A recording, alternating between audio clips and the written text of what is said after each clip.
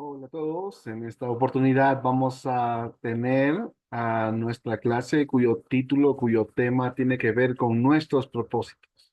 Recuerden que estamos en esta etapa de poder eh, llevar algunas lecciones específicas con relación a la membresía y vamos a ver hoy los propósitos. ¿Con qué propósitos o qué propósitos tenemos como iglesia, ¿no? ¿Qué propósitos cumple nuestra iglesia? Y una de las primeras cosas que vamos a ver aquí es que ser miembro activo, de la Iglesia Bautista del Alfarero implica comprometerte ante Dios y ante la iglesia de que te esforzarás en poder cumplir los propósitos de la iglesia. Esto es clave, ¿no? Una vez más, cada persona que va a ser miembro de la iglesia o que se añade como miembro de la iglesia asume un compromiso. Este compromiso es ante Dios y este compromiso también es ante la iglesia. Así que el primer compromiso, ah, el primer propósito que tenemos como miembros de la iglesia es el de glorificar a Dios. Este propósito es el propósito supremo, principal, el propósito que está por encima de todas las cosas, ¿no? La palabra de Dios nos enseña que si pues coméis o bebéis o hacéis cualquier cosa, hacedlo todo para la gloria de Dios. Así que cada persona, miembro de nuestra iglesia, debe estar enfocado en poder glorificar a Dios, ¿no? En poder glorificar a Dios. Am, Ahora, vamos a ver aquí, por ejemplo, Isaías capítulo 43, versículo 7, para poder aprender qué aprendemos en este pasaje respecto a para qué nos ha creado Dios. Dice el libro de Isaías, voy a buscarlo aquí en mi Biblia, capítulo 43, versículo 7, dice el texto. Ah, Todos los llamados de mi nombre, para gloria mía los he creado, los formé y los hice, dice el texto, ¿no? Los formé y los hice. Entonces, en este versículo, un poquito hablando del contexto, se encuentra en un pasaje donde Dios, a través del profeta Isaías, va reafirmando su amor y su compromiso con el pueblo de Israel y está recordándole su identidad y su propósito. Si ustedes son, si yo los he llamado, si ustedes son parte de mi pueblo, si ustedes son mi nación santa, si ustedes son hijos míos, si ustedes son parte de mi familia, entonces su propósito es que hemos sido creados para su gloria, ¿no? Acá dice el texto claramente, todos los llamados de mi nombre, y esto se refiere a todos aquellos a quienes Dios ha llamado para ser parte de su pueblo, ¿no? Y en este contexto entendemos que se refiere a todos los creyentes en Cristo, a todos los que hemos sido llamados por su nombre, lo que va a implicar esa relación íntima, esa relación personal con el Señor. Y hemos sido creados para su gloria, y este es el enfoque clave, ¿no? Necesitamos tenerlo en cuenta. Si tú eres miembro de la iglesia, tienes que tener en cuenta que has sido creado para glorificar a Dios, para honrar al Señor. Esa es la razón fundamental de nuestra existencia, glorificar a Dios. Hemos sido creados para poder reflejar su gloria, ¿no? Es decir, ah, reflejar su gloria tiene que ver con mostrar el carácter de Dios a través de nuestras vidas, mostrar la santidad de Dios a través de nuestras vidas. Recordemos que es Él quien nos hizo, es Él quien nos formó y por lo tanto cumplimos ese propósito. Cuando alguien crea algo, lo crea con un propósito. Y así de la misma manera Dios nos creó, nos formó y nos hizo a nosotros, pero con un propósito, para cumplir un propósito específico. Ahora, eso es lo que nosotros podemos observar aquí en Isaías capítulo 43, versículo 7. Ahora, también hay otro pasaje en Segunda de Pedro capítulo 3, versículo 18. Vamos a buscarlo también. Segunda de Pedro,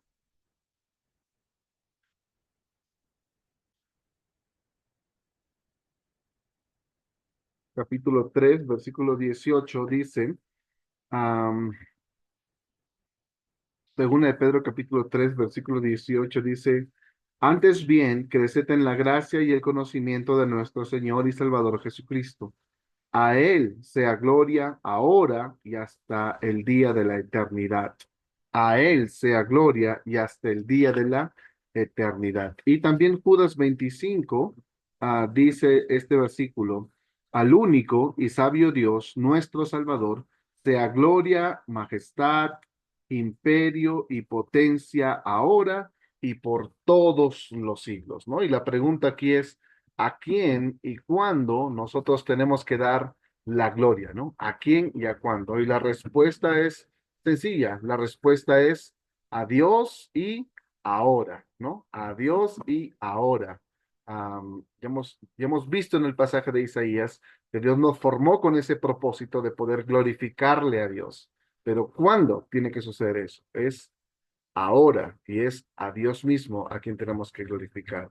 Ahora, en el pasaje de Segunda de Pedro, encontramos en la parte final como ah, esa doxología, ¿no? Una expresión de alabanza que va a reconocer la grandeza, la majestad de Dios y va a declarar que la gloria es del Señor.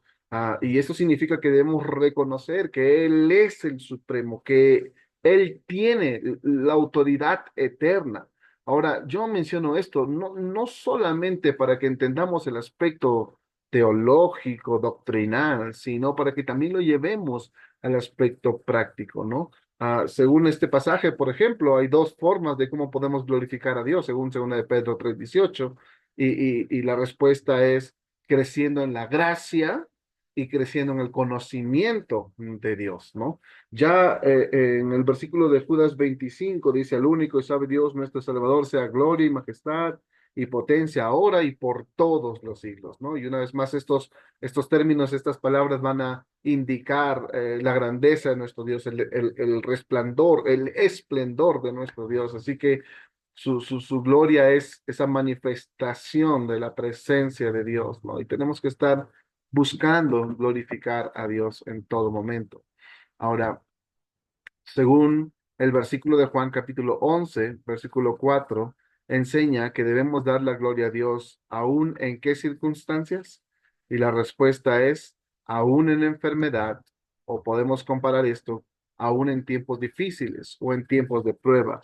Dice el libro de Juan capítulo 11 versículo 4. Juan 11:4 dice,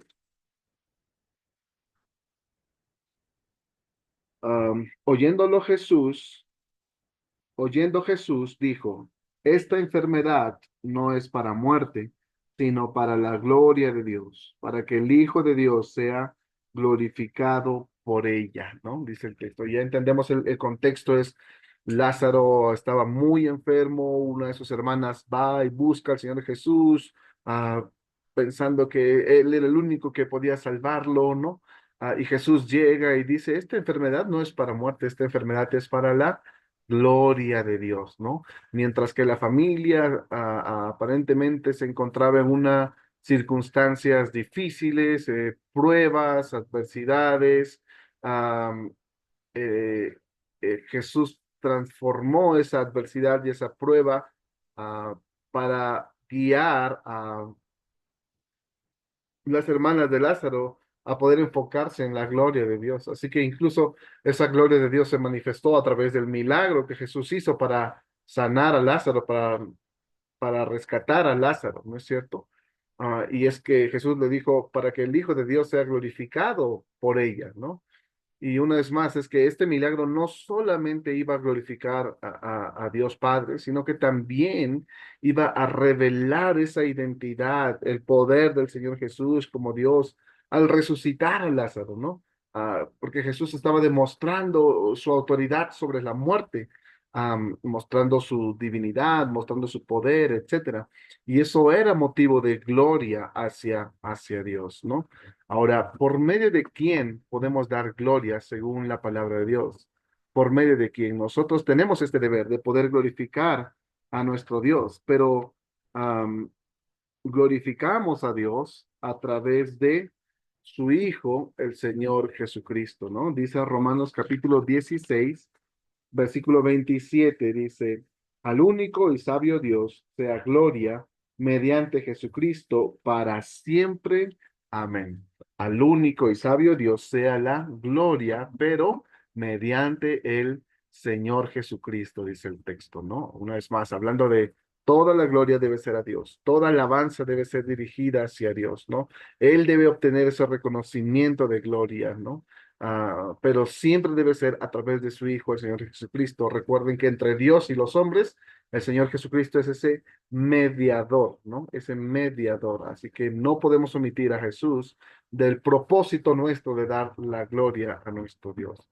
Ahora, según los siguientes versículos, ¿cómo podemos dar gloria a Dios? Según estos siguientes versículos. Por ejemplo, en Romanos capítulo 4, versículo 20 dice, tampoco dudó por incredulidad de la promesa de Dios, sino que se fortaleció en fe, dando gloria a Dios, ¿no? Y según este pasaje, nosotros podemos dar gloria a Dios cuando fortalecemos nuestra fe, ¿no? Cuando vamos creciendo, cimentando nuestra fe, cuando vamos avanzando en nuestra fe, cuando nos hacemos más fuertes en nuestra fe. Es una forma práctica de cómo podemos glorificar a Dios. Una vez más, no solo se trata de traer todo el aspecto doctrinal teológico, sino ya vamos a llevarlo a la práctica. Y la práctica implica fortalecer nuestra fe. A veces hay prácticas muy sencillas, como la de 2 Corintios capítulo 4, versículo 15. 2 Corintios 4, 15 dice, ah, voy a leerlo aquí. 2 Corintios 4:15 dice, porque todas estas cosas padecemos por amor a vosotros, porque abundando la gracia por medio de muchos, la acción de gracias sobreabunde para gloria de Dios. ¿Qué debe abundar? ¿Qué debe sobreabundar para la gloria de Dios? La acción o la acción de gracias, dice el texto, ¿no? Así que nosotros podemos dar gloria a Dios agradeciendo a Dios, agradeciendo constantemente, siendo agradecidos a Dios. Hay infinitas razones por las cuales nosotros podemos agradecer a Dios. Una lista enorme de cosas que Dios hace a favor de nosotros que a la vez se convierten en motivos de gratitud para nuestras vidas. Así que mi propósito principal como creyente y como miembro de la iglesia es yo voy a glorificar a Dios. Para esto voy a fortalecer mi fe. Para esto voy a ser agradecido con cada una de las cosas que Dios ha hecho, hace a favor de mi vida. Y también Filipenses capítulo 2 versículo 11 nos va a mostrar Filipenses 2:11, otra razón práctica de cómo podemos ser agradecidos con Dios. Dice el texto, y toda lengua confiese que Jesucristo es el Señor para gloria del Dios Padre, ¿no? Así que otra manera de cómo podemos dar la gloria a Dios es confesando que Jesús es el Señor, hablando a otros que Jesús es el Señor, anunciando, confesando del Señor Jesucristo. Nuestro propósito es que Él sea glorificado por mí, porque Él me creó para eso, Él me formó para eso, Él me hizo para eso, Él te hizo para eso, para que tú vivas para glorificarle a Él. ¿Pero por qué? ¿Por qué tenemos que darle la gloria a Dios? La palabra de Dios también nos muestra esta verdad de por qué tenemos que darle la gloria a Dios. Según Apocalipsis capítulo 4, según Apocalipsis capítulo 4 versículo 11. Dice el texto, Señor, digno eres de recibir la gloria y la honra y el poder, porque tú creaste todas las cosas y por tu voluntad existen y fueron creadas.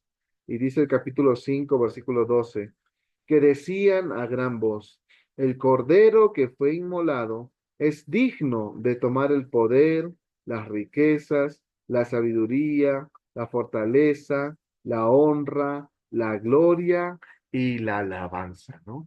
En primer lugar, nosotros tenemos que dar la gloria a Dios porque Él es digno.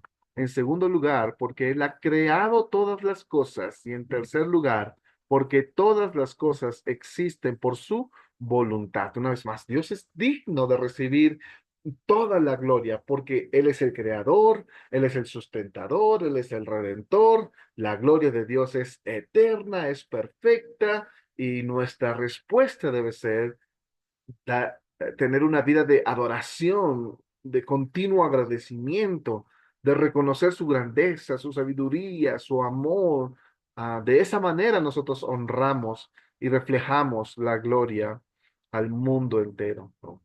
Entonces, el primer propósito que cumplimos como creyentes y como miembros de la iglesia es que tú glorifiques a Dios en cada área de tu vida, con tus pensamientos, con tus palabras, con tus acciones, con lo que haces y con lo que no haces, estés glorificando a Dios como creyente y como miembro de la iglesia. Eso es tu propósito, ¿no?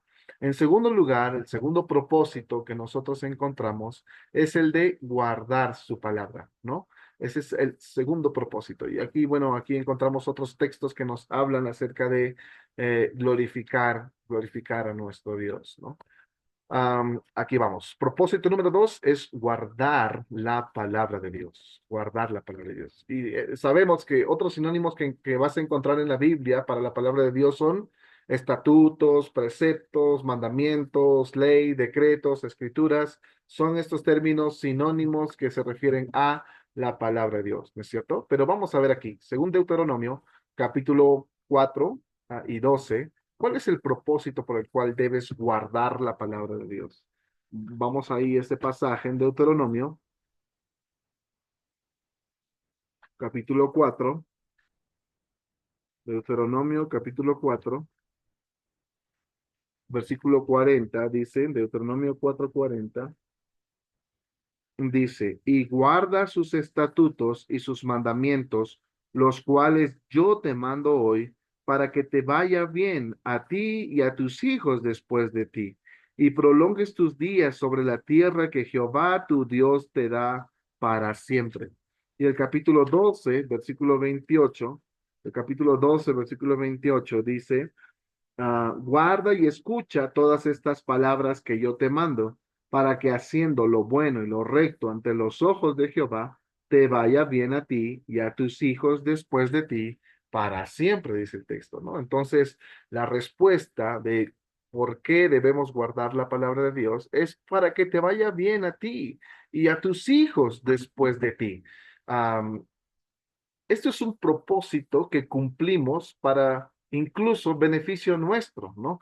Si bien es cierto, el primer propósito tiene que ver con glorificar a Dios con mis pensamientos, palabras, acciones y cosas que hago y cosas que no hago, am, y se enfocan en glorificar a nuestro Dios, que por cierto también se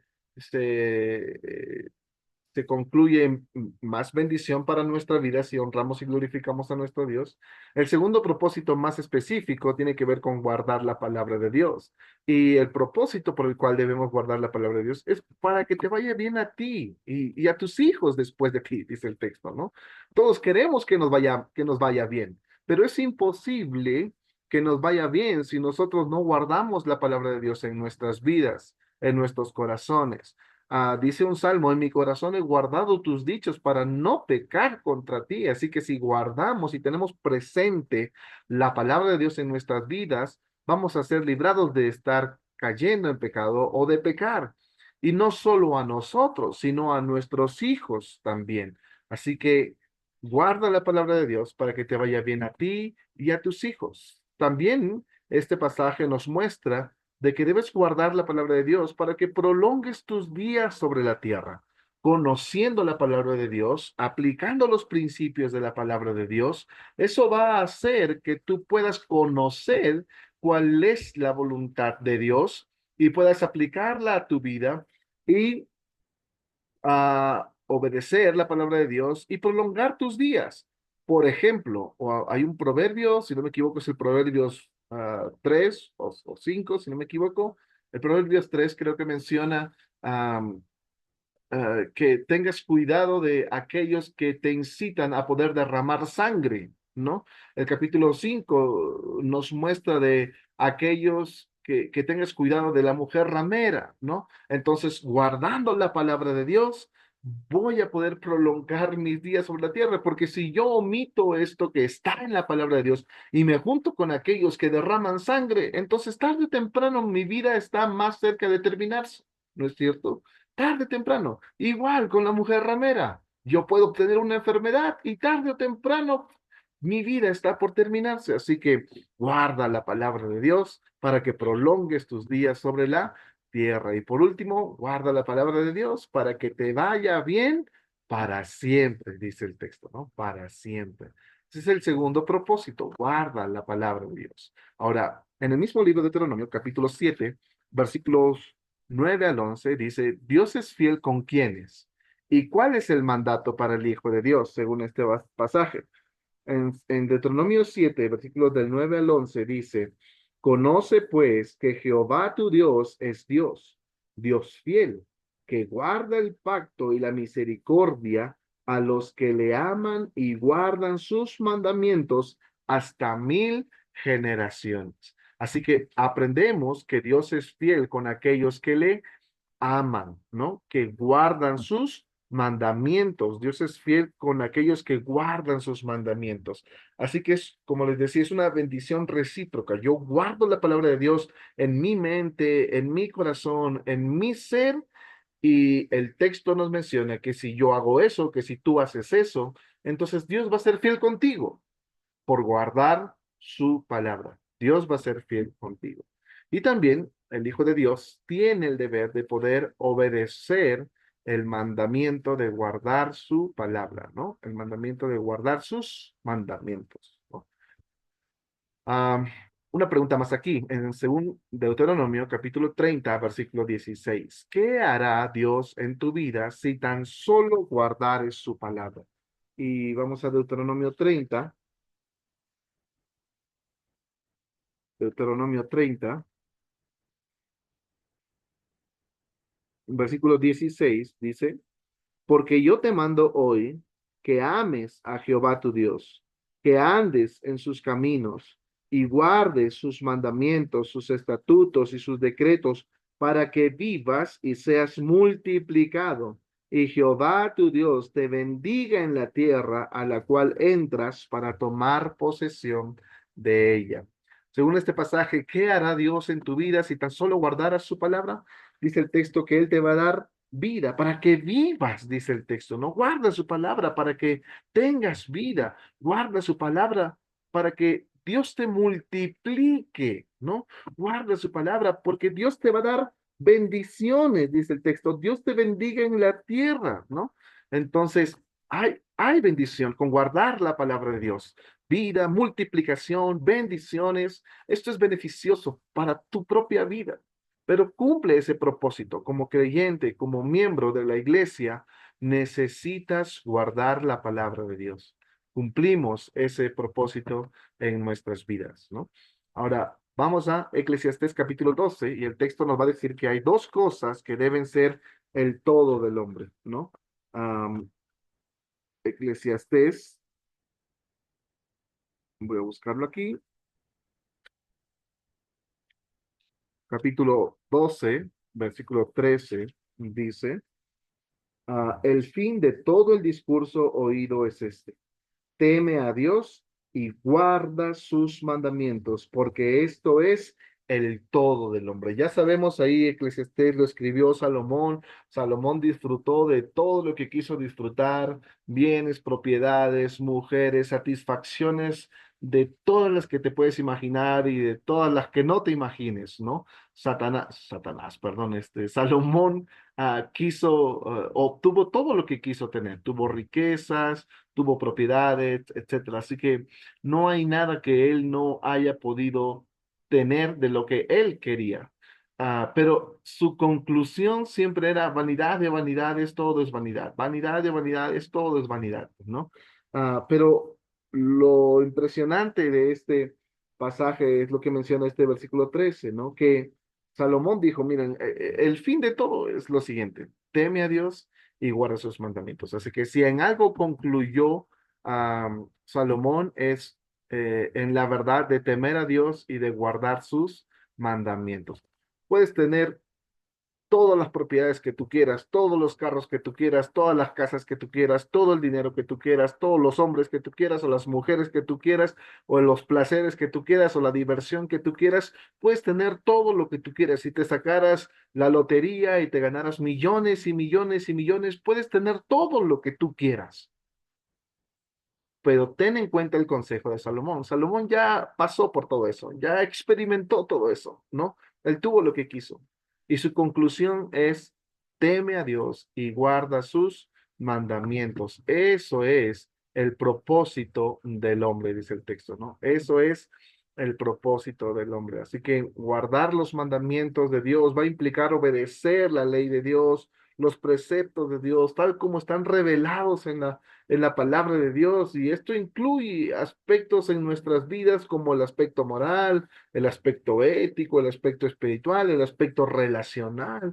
Así que obedecer, guardar, obedecer los mandamientos de Dios va a ser esencial, ¿no? Porque van a ser mandamientos que van a guiar tu vida a una vida justa, a una vida recta, a una vida santa también. Ahora, según Deuteronomio, capítulo 28, versículo 45, según Deuteronomio, sí, otra vez, capítulo 28, versículo 45, dice, um, y vendrán sobre ti todas estas maldiciones y te perseguirán y te alcanzarán hasta que perezcas, por cuanto no habrás atendido a la voz de Jehová tu Dios para guardar sus mandamientos y sus estatutos que él te mandó. Así que cuando no oímos, no estamos atentos a la voz de Dios y no guardamos sus mandamientos en nuestras vidas, la palabra de Dios dice que llegará maldiciones a nuestras vidas. A veces esta palabra es difícil de mencionarla, ¿no? Porque se presta como para algo agresivo, pero es lo que la palabra de Dios dice, que llegarán maldiciones a nuestras vidas cuando no oímos ni guardamos la palabra de Dios ah, para nuestras vidas o en nuestras vidas, ¿no? Ahora, cuando dice aquí, llegarán maldiciones, estas maldiciones mencionadas en Deuteronomio 28 va a incluir calamidades, enfermedades, derrotas, miseria económica, miseria relacional, social. Y es que una vez más, la desobediencia hacia Dios, si tú no guardas los mandamientos de Dios, eso va a abrir puertas para muchas consecuencias negativas, ¿no? Recuerden, Dios ya había advertido a su pueblo para que ellos pudieran comprender que debían apartarse, ¿no? Ah, deberían apartarse de todo lo malo. Y si no, iban a tener resultados muy, muy devastadores para ellos. Así que este principio sigue siendo aplicado hasta hoy en día, ¿no? Si tú te apartas de la voluntad de Dios, si tú no guardas los mandamientos de Dios, entonces Dios puede llevarles a situaciones difíciles, a situaciones dolorosas. Incluso el texto dice que puede llegar hasta la muerte, ¿no? Y es que la conclusión o lo máximo hasta donde puedes llegar cuando no escuchas la voz de Dios, cuando no estás atento a la voz de Dios y cuando no guardas los mandamientos de Dios, es como que la destrucción final, ¿no? O el perecimiento, ¿no? Y recuerda esto, que la rebeldía contra Dios puede llevar a una separación final de Dios, ¿no? Y debemos tener mucho cuidado con esto. Ahora, Deuteronomio capítulo 30, Deuteronomio capítulo 30, versículo 8 hasta el 10, dice, y tú volverás y oirás la voz de Jehová y pondrás por obra todos sus mandamientos que yo te ordeno hoy.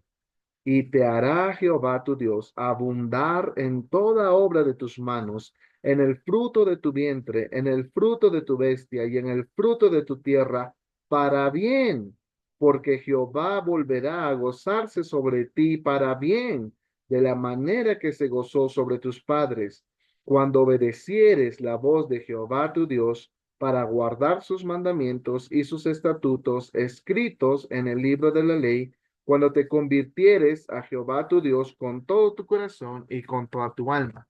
Acabamos de ver qué sucede cuando no guardamos los mandamientos de Dios. Maldiciones para nuestras vidas, calamidades, enfermedades, destrucciones, por no guardar los mandamientos de Dios. Pero también hay bendición cuando sí oímos y estamos atentos y guardamos los mandamientos de Dios. Dice el texto que Dios nos hará abundar en toda obra de sus manos. En otras palabras, Dios promete hacerte prosperar si tú guardas sus mandamientos, ¿no? Dios te promete hacer prosperar, no sé, tu trabajo, la obra de tus manos, dice el texto, ¿no? Lo que hagas con tus manos, es decir, el trabajo que realices, ¿no? Y esa bendición se extiende, ¿no? A ese esfuerzo que tú estás haciendo si tan solo guardares los mandamientos de Dios. También dice el texto que Dios hará abundar el fruto de tu vientre, el fruto de tu ganado, el fruto de tu tierra, es lo que dice el pasaje, y es que las bendiciones de Dios, por un lado, van a abarcar también la fertilidad, van a abarcar la prosperidad en cuanto a la alimentación, en el pasaje es la agricultura, la ganadería, el bienestar en general. Hay muchas bendiciones. Y por último, el pasaje dice que Dios volverá a gozarse sobre ti para bien. Dios volverá a gozarse sobre ti para bien si tan solo guardas sus mandamientos, ¿no? Si tan solo guardas sus mandamientos. Así que Dios se deleita en bendecirte. Si tú como parte de su pueblo, como creyente en Cristo, como miembro de la iglesia, obedeces, guardas sus mandamientos. Y este es un gozo de Dios, ¿no? Y este gozo de Dios es una señal a tu favor, porque está mostrando su amor hacia ti, ¿no? Ahora, la pregunta es, ¿cómo puedes guardar la palabra de Dios en tu vida? ¿Cómo?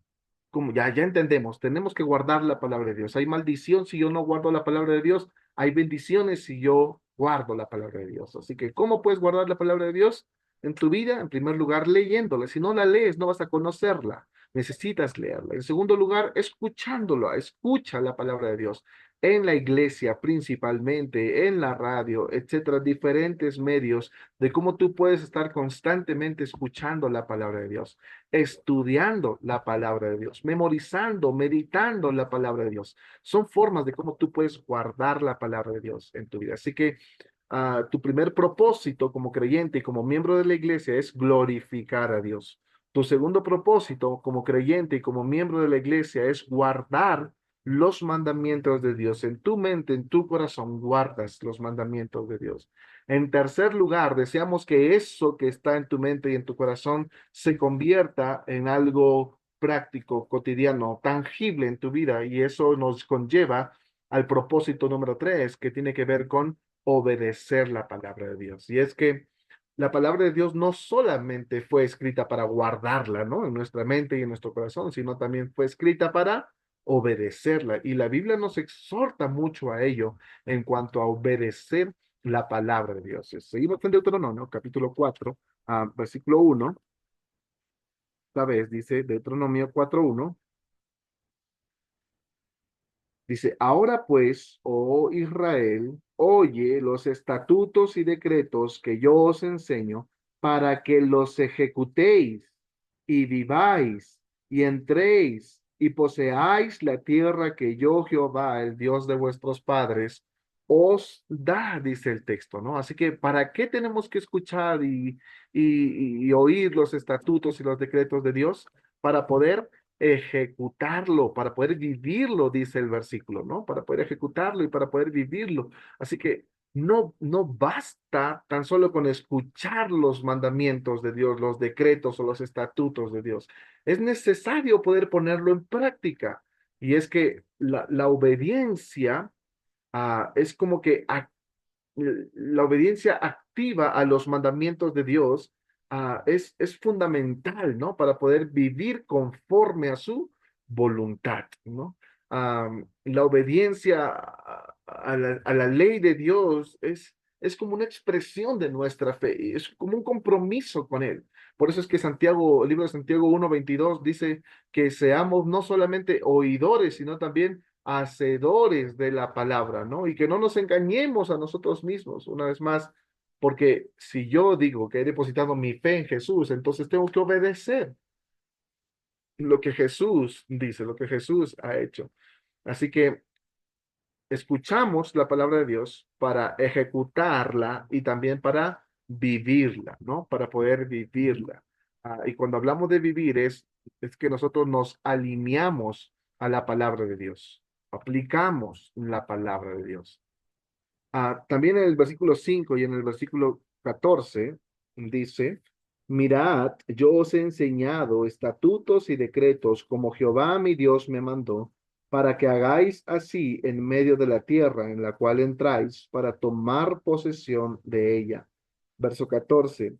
A mí también me mandó Jehová en aquel tiempo que os enseñase los estatutos y juicios para que lo pusieses por obra en la tierra a la cual pasáis a tomar posesión de ella. Y noten aquí las palabras claves. Las palabras claves es para que hagáis así, dice el versículo 5, y en el versículo 14 es para que lo pusieseis por obra, dice el texto, ¿no? Así que ¿para qué es la enseñanza que recibimos de la palabra de Dios? Es para que lo hagamos, para que lo pongamos por obra, ¿no? Para que lo hagáis así, dice el texto, y también para que lo pongamos por obra. Y es que, hermanos, una vez más, no solamente se trata de conocer la palabra de Dios, sino se trata de hacer la palabra de Dios, de obedecer la palabra de Dios. Así que la enseñanza que ustedes reciben de la palabra de Dios no es simplemente para un conocimiento teórico, sino que debe ser aplicado en la vida diaria, ¿no? Así que, ¿por qué? Porque la palabra de Dios nos va a guiar en cómo debemos vivir. Nos va a enseñar a cómo podemos ponerlo en práctica, ¿no? Y de esa manera nosotros demostramos nuestra fe, ¿no? Ahora, ojo, que cuando hablamos de obedecer la palabra de Dios, hay una forma específica de cómo obedecer la palabra de Dios. Yo no puedo obedecer la palabra de Dios a medias, ¿se entiende? Eso sería, ni siquiera sería una obediencia incompleta, sería una desobediencia. Como con Jonás, cuando Jesús le dijo, cuando el Señor le dijo, levántate y ve a Nínive, pero Jonás se levantó y fue a Tarsis. Eso no es obediencia, ¿se entiende? Entonces, tenemos que tener cuidado. Yo no puedo obedecer a Dios, ni tú no puedes obedecer a Dios en lo que te conviene. Y en lo que no te conviene, no obedeces a Dios. Tú no puedes obedecer a Dios de manera selectiva, es decir, en esto sí obedeces a Dios y en esto no obedeces a Dios. ¿Se entiende? No, la palabra de Dios en su plenitud es para ser obedecida y debe ser obedecida a tal cual, ¿no? Tal cual. Por eso es que Josué capítulo 1, versículo 8 nos dice, nunca se apartará de tu boca este libro de la ley, sino que de día y de noche meditarás en él para que guardes y hagas conforme a todo lo que en él está escrito. Y esa es la clave. Nosotros tenemos que obedecer la palabra de Dios conforme a todo lo que en la Biblia está escrito, ¿no? Conforme a todo lo que en la palabra de Dios está escrito. Eso es lo que debe suceder. Esa es la manera de cómo obedecemos a Dios. Entonces, no seleccionamos que sí y que no. ¿Se entiende? Entonces, yo no puedo decir, pero hermano, usted está desobedeciendo a Dios en esto, pero en el otro aspecto en su vida, este hermano dice, no, pero yo también he hecho esto y sí he obedecido a Dios en este aspecto. No, todos obedecemos a Dios en su plenitud, en la plenitud de su palabra. Eso debe quedar bien, bien claro allí, ¿no? Ahora, según Salmo y Deuteronomio 11, voy a leer primero el de Deuteronomio, ya que estoy aquí en este libro. Deuteronomio 11, versículo 13, dice, si obedeciereis cuidadosamente, ¿no? Cuidadosamente a mis mandamientos que yo os prescribo hoy, amando a Jehová vuestro Dios y sirviéndole con todo vuestro corazón y con toda vuestra alma, yo daré, y ahí vienen más bendiciones, ¿no? Y el Salmo 18, versículo 44, dice, Salmo capítulo 18, versículo 44 dice, al oír de mí, me obedecieron, los hijos de extraños se sometieron a mí. ¿Cómo debemos obedecer los mandamientos de Dios según este pasaje? En primer lugar, debemos obedecer inmediatamente, ¿ok? Inmediatamente. Esa debe ser la actitud cuando nosotros obedecemos a Dios. No le hacemos esperar. Yo no le digo a Dios, espérate un ratito, la próxima semana, o como siempre hacemos, ya el 1 de enero empiezo a obedecerte bien, ¿no? Ah, empiezo a obedecer tu palabra, ¿no? Entonces, no, no, no.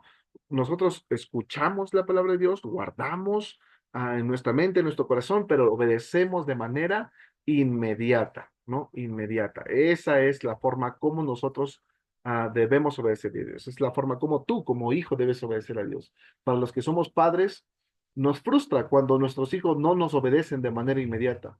Imaginémonos cuánto más a Dios, quien tiene toda la autoridad, quien nos creó y nos formó y nos hizo con el propósito de glorificarle, pero sin embargo tu desobediencia no glorifica a Dios. Él desea una obediencia inmediata, ¿no? Inmediata.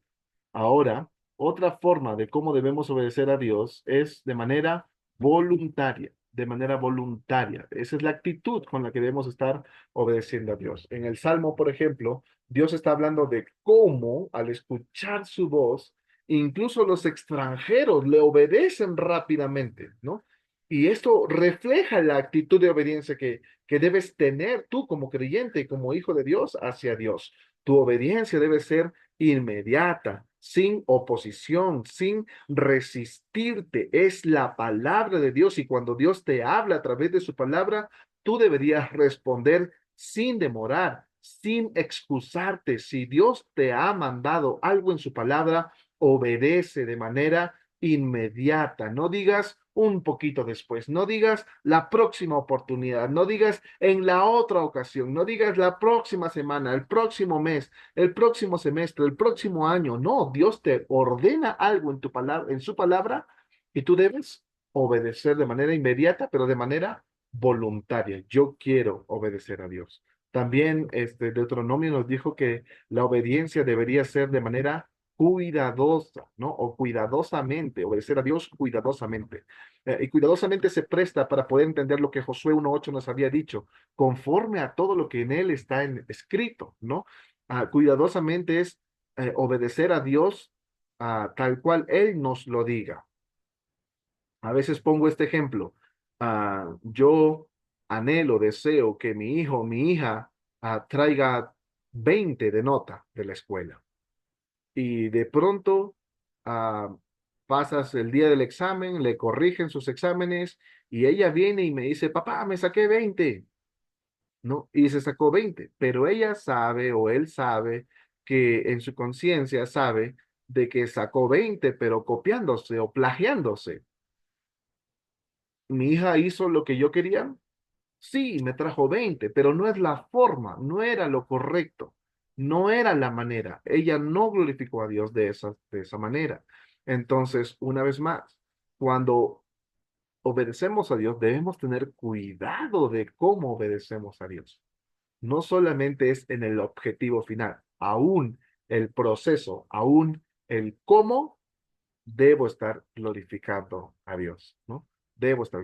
Dios desea que yo haga mi promesa de fe y que coloque mi promesa de fe, ¿no? Y cada mes vengo y coloco mi promesa de fe, pero tú sabes en tu conciencia que esa promesa de fe fue obtenida de manera ilegal, con estafa, con engaños o con robos, etcétera. Entonces, cuidado, si vas a obedecer a Dios, obedece de manera cuidadosa, ¿no? Y también, por último, la forma como debemos obedecer a Dios es amorosamente, ¿no? Amorosamente, o en amor, por decirlo así. Y es que el pasaje nos señala, nos indica que debemos obedecer los mandamientos de Dios amándole y sirviéndole con todo nuestro corazón y con toda nuestra alma. Y es que, hermanos, una vez más, la verdadera obediencia, la obediencia genuina, no solamente una acción externa, nada más, ya, pues lo haré, no lo tengo que hacer, ya lo haré, sí lo voy a hacer, lo voy a cumplir, pues tengo que cumplirlo. Pero no, la verdadera obediencia hacia Dios tiene que brotar, tiene que provenir del amor hacia Dios, de la devoción hacia Dios, ¿no?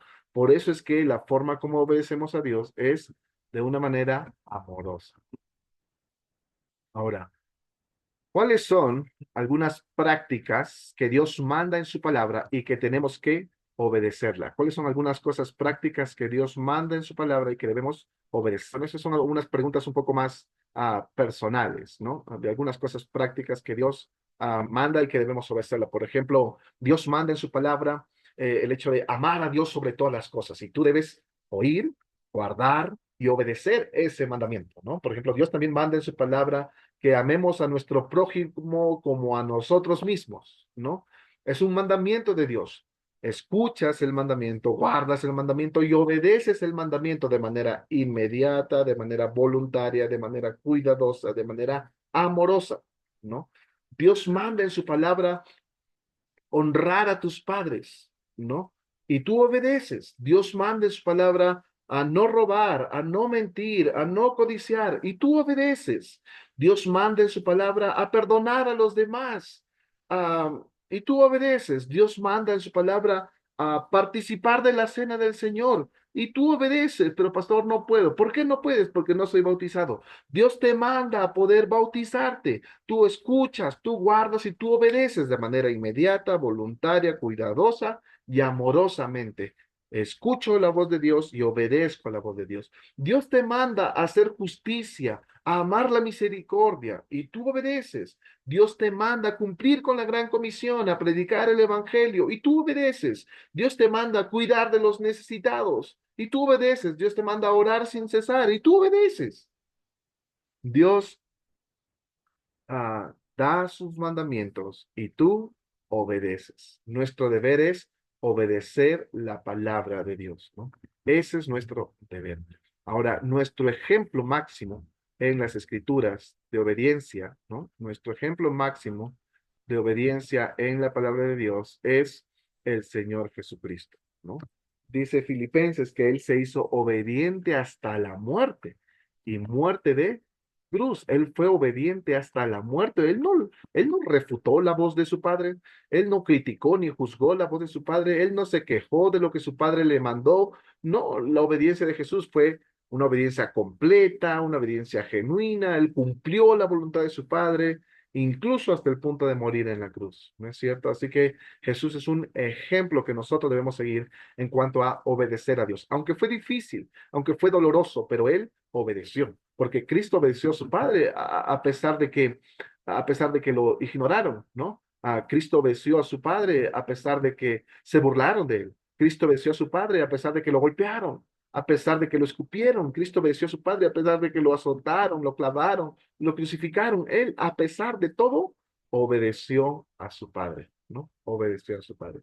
De la misma manera, tú debes cumplir este propósito. Como creyente en Cristo y como miembro de la iglesia, tu propósito es glorificar a Dios. Tu propósito es guardar sus mandamientos en tu mente, en tu corazón, para obedecer la palabra de Dios como tercer propósito en tu vida. Y cuarto propósito, tu propósito como creyente, como miembro de la iglesia, es el de seguir a Jesús. Ese es tu propósito, seguir a Jesús. Una vez más, la palabra de Dios no solo fue escrita para guardarla, sino también para obedecerla y a través de la obediencia seguir a Cristo, ¿no? Seguir al Señor Jesús. Según Mateo, capítulo 9, versículo 9, voy a ir para allá.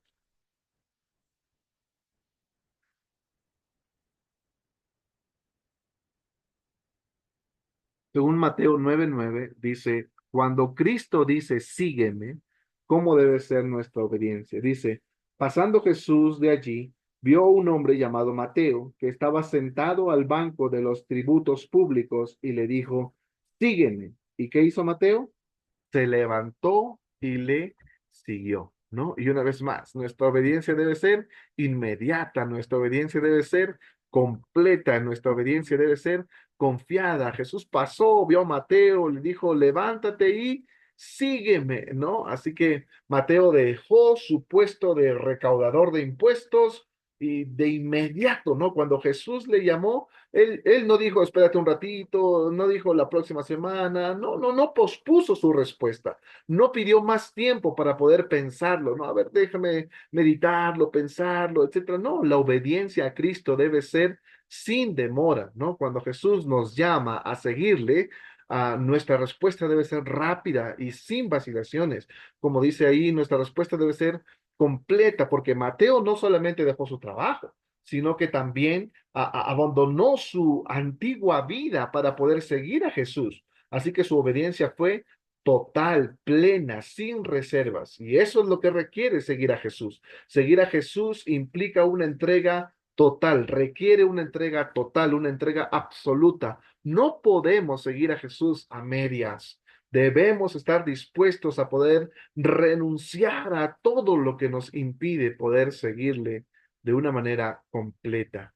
Y cuando se trata de seguir a Jesús, debemos confiar en Él. Mateo no sabía todos los detalles de lo que implicaría seguir a Jesús, ¿no? Pero él confió y le siguió de todas formas. Y eso requiere la obediencia de seguir a Jesús, ¿no? Es confiar en el Señor, en el liderazgo del Señor, en el plan del Señor para nuestras vidas, aunque no comprendamos todos los detalles, ¿no es cierto?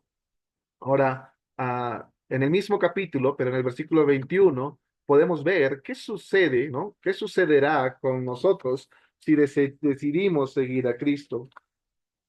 Dice el capítulo 9, versículo 21, dice, porque decía dentro de sí, si tocare solamente su manto, seré, perdón, es 19, 21, yo estoy leyendo el 9, 21.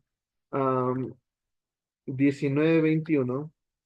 Dice, Jesús le dijo, si quieres ser perfecto, anda, vende lo que tienes y dalo a los pobres, y tendrás tesoro en el cielo, y ven y sígueme, dice el texto, ¿no? Así que cuando uno toma la decisión de glorificar a Dios guardando su palabra en tu mente, en tu corazón, para obedecer a Dios, y estar dispuesto a seguir a Jesús, entonces tendremos tesoros en el cielo, dice el texto, ¿no? Tendremos tesoros en el cielo.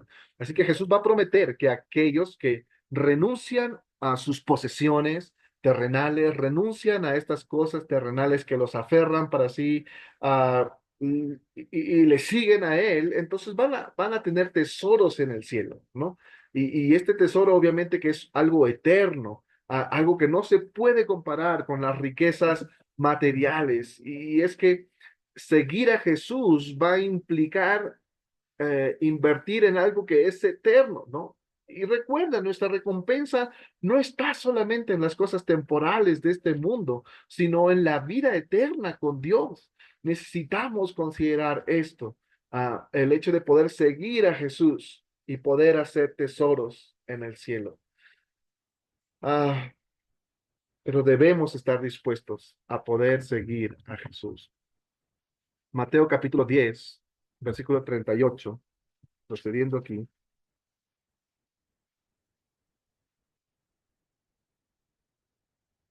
Mateo capítulo 10, versículo 38 dice, y el que no toma su cruz y sigue en pos de mí, no es digno de mí. El que no toma su cruz y no me sigue, no es digno de mí. ¿Y qué significa aquí no tomar su cruz? ¿No? Y como podemos ver ahí, am, esto también va a ser importante, ¿no? Porque no tomar su cruz puede referirse a cualquier dolor o a cualquier sufrimiento. Y en el contexto del Nuevo Testamento, tomar la cruz implica aceptar que a veces voy a tener que enfrentar dificultades por seguir a Jesús, de que a veces vas a tener que padecer o hacer sacrificios por seguir a Jesús. A veces vas a padecer persecuciones por seguir a Jesús. Eso viene en el paquete de seguir a Jesús, pero si no estás dispuesto a eso, entonces no puedes ser un discípulo del Señor Jesús. Si no estás dispuesto a sufrir por el Señor Jesús, si no estás dispuesto a que algo cause dolor en ti. Algunos no quieren hacer el sacrificio más mínimo, como levantarse temprano para poder llegar a la iglesia, o a veces no quieren hacer el sacrificio de quedarse en un culto hasta más tarde y no vienen al culto de la noche porque ya es muy tarde, y cosas como esas. A veces sacrificios tan sencillos, tan simples, si no estás dispuesto a hacerlo, entonces no puedes ser un discípulo del Señor Jesús. El versículo 38 dice que el que no toma su cruz y sigue en pos de mí no es digno de mí. No podemos decir que somos hijos de Dios si no estamos dispuestos a poder pasar cualquier tipo de dolor o sufrimiento por causa del Señor Jesucristo. Recuerde que la cruz, cuando dice la cruz fue donde Cristo dio su vida. ¿Entendemos? La cruz pues, es donde donde el Señor Jesucristo dio su vida. Es decir, el que nos toma su cruz para estar dispuesto a dar su vida por el Señor Jesús, no es digno del Señor Jesús. Y es que, una vez más, el Señor Jesús llama a entregar una vida total en sacrificio.